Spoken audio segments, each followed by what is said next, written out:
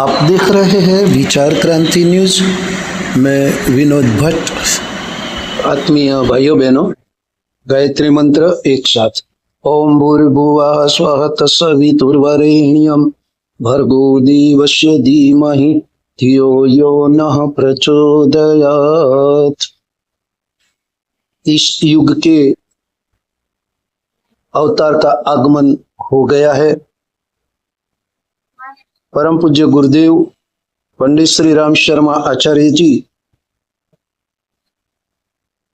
फरवरी अखंड ज्योति 1968 के 31वें पेज पर लिखते हैं कि अंग्रेज अब अधिक दिन यहाँ रहने वाले नहीं है। इनके पाप का घड़ा भर चुका है। हिंदुस्तान से क्या ये सारी दुनिया से उजड़ जाएंगे, अपनी विलायत में ही डूब के रहेंगे। कब होगा यह सब महाराज? एक ग्रामवासी ने सहज जिज्ञासा की।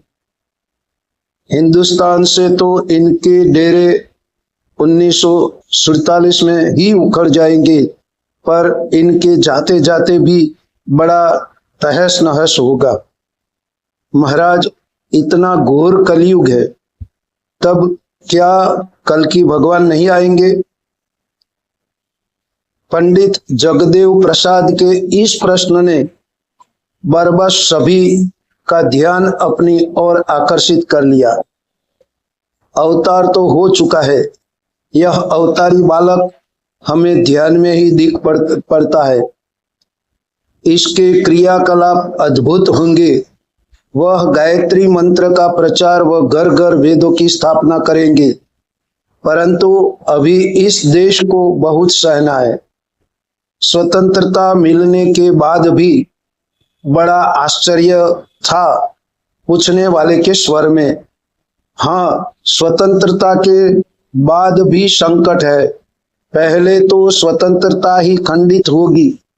देश के टुकड़े होने का दर्द ही क्या कम है। उस पर ये लड़ाइयों, बाहर से आक्रमण एवं भीतर से अपने के द्वारा ही घात।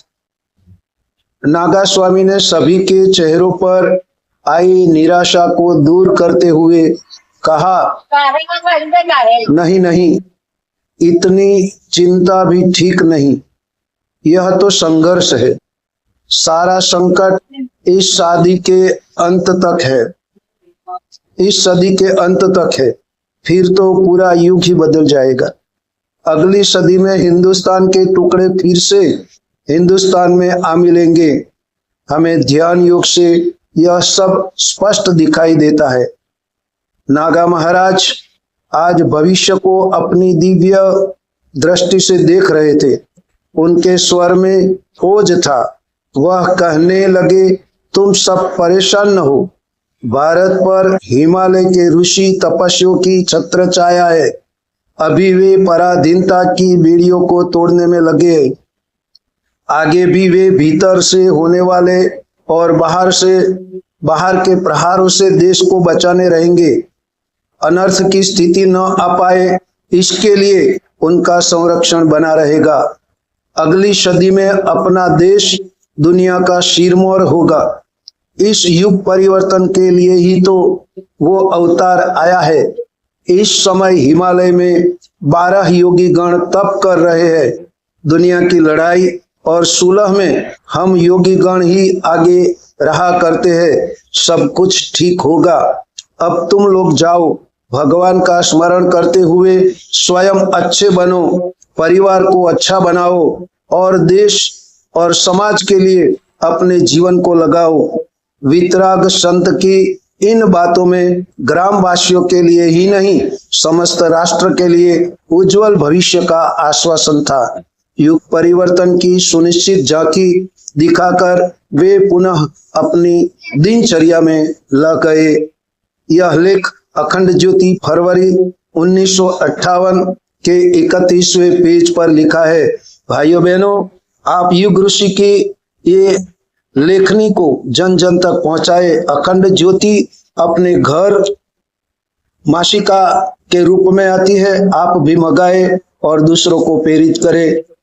इस युग की महान साधना है ज्ञान साधना।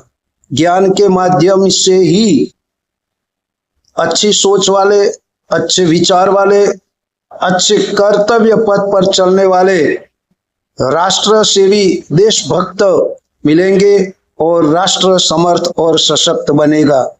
यह वीडियो आपको पसंद आई हो तो आप अपने मित्र वर्तुल में पहुंचाए, लाइक करें, शेयर करें, सब्सक्राइब करें और ज्ञान यज्ञ के भागीदार बनकर राष्ट्र की सेवा करें, देश की सेवा करें। भारत माता की जय।